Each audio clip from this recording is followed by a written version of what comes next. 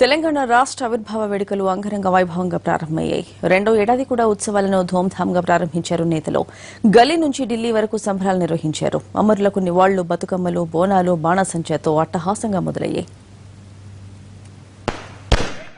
తెలంగాణ రాష్ట్ర ఆవిర్భావ ఉత్సవాలు ధూమ్ధామ్గా ప్రారంభమయ్యాయి. ఢిల్లీలోని సీఎం కేసీఆర్ నివాసంలో అట్టహాసంగా నిర్వహించారు. భారీగా బాణసంచా కాల్చి సంబరాలు జరుపుకున్నారు.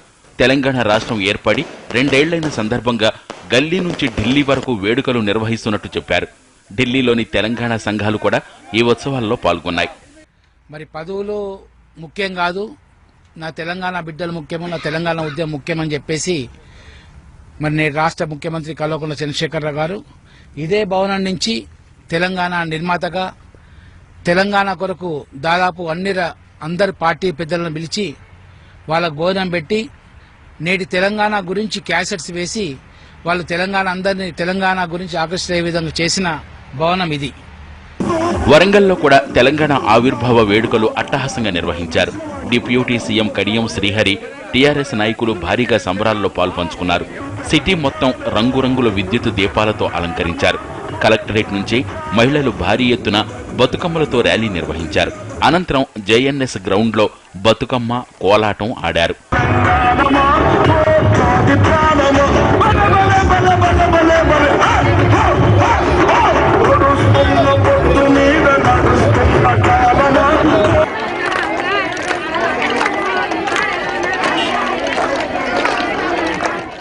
ఏర్పడి 2 సంవత్సరాలు కావస్తున్న పూర్తి చేసుకుంటున్న ఈ సందర్భంగా ప్రజలకు శుభాకాంక్షలు తెలియజేస్తూ ఈ 2 సంవత్సరాల కాలంలో కేసీఆర్ నాయకత్వంలో దేశము ఆశ్చర్యపోయే విధంగా అనేక అభివృద్ధి సంక్షేమ కార్యక్రమాలకు రూపకల్పన చేసుకుని ఆ పథకాలని అమలు చేస్తూ దేశంలోని ఇతర రాష్ట్రాలకు ఆదర్శంగా నిలుస్తున్న విషయాన్ని మీరందరూ కూడా దయచేసి గమనించాల్సిందని కోరుతున్నారు.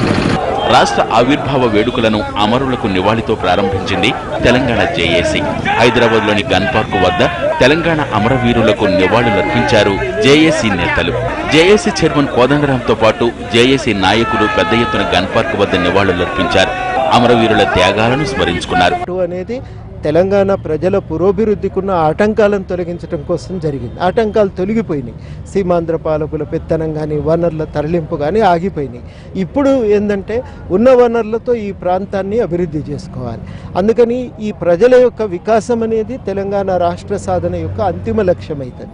అది నెరవేర్చినప్పుడే తెలంగాణ రాష్ట్ర సాధన యొక్క లక్ష్యాలు పరిపూర్తి చెందినట్టుగా అవుతాయి. కాబట్టి ఆ లక్ష్యాన్ని సాధించుకోవటానికి గతంలో తెలంగాణ ఏర్పరచుకోవటానికి ఏ విధంగా పోరాడినామో ఆ ఉద్యమ స్ఫూర్తిని, ఆ ఉద్యమకారుల యొక్క గుర్తు చేసుకుంటూ మేము ముందుకు సాగవలసి ఉంటుంది. అందుకనే ఇప్పుడు ఈసారి మేము అవతరణ దినోత్సవాన్ని ఉద్యమకారుల ఆత్మగౌరవ దినంగా జరుపుకుంటాం.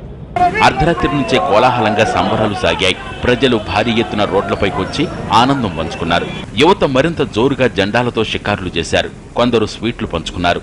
జై తెలంగాణ నినాదాలతో రోడ్లపై సందడి చేశారు. తెలంగాణ ఆవిర్భావ వేడుకలకు అంతా సిద్దమైంది. రెండో ఆవిర్భావ ఉత్సవాలను ఘనంగా నిర్వహించేందుకు ప్రభుత్వం అన్ని ఏర్పాట్లు చేసింది. ఉదయం నుంచి సాయంత్రం వరకు వివిధ కార్యక్రమాలతో ముఖ్యమంత్రి కేసీఆర్ బిజీగా గడపనున్నారు. పల్లె నుంచి పట్టణం వరకు అట్టహాసంగా వేడుకలు జరగనున్నాయి. తెలంగాణ ఏర్పడి 2 సంవత్సరాలు పూర్తయింది. రాష్ట్ర అవతరణ సందర్భంగా 10 జిల్లాల్లో పండుగ వాతావరణం కనిపించేలా ధూమ్ధామ్ వేడుకలకు ఏర్పాట్లు పూర్తయ్యాయి. ఇప్పటికే తెలంగాణ మొత్తం విద్యుత్ కాంతులతో వెలిగిపోతోంది. ఆవిర్భావ దినోత్సవం వేళ ముఖ్యమంత్రి వివిధ కార్యక్రమాల్లో పాల్గొంటారు. ఉదయం 9:30 గన్ పార్క్ అమరవీరుల స్తూపానికి నివాళులర్పిస్తారు. అక్కడి నుంచి లుంబిని పార్కుకు చేరుకుంటారు.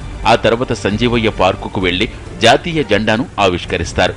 దేశంలోనే అతిపెద్ద జాతీయ జెండాను తెలంగాణ ప్రభుత్వం ఇక్కడ ఏర్పాటు చేసింది. కోల్కతా నుంచి వచ్చిన నిపుణులు ఈ జెండాను ఏర్పాటు చేశారు.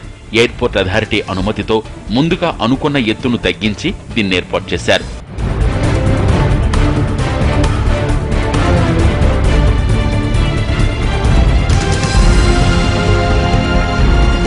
ఉదయం 10:30కు పరేడ్ గ్రౌండ్స్ లో జరిగే రాష్ట్ర అవతరణ వేడుకల్లో పాల్గొంటారు సీఎం.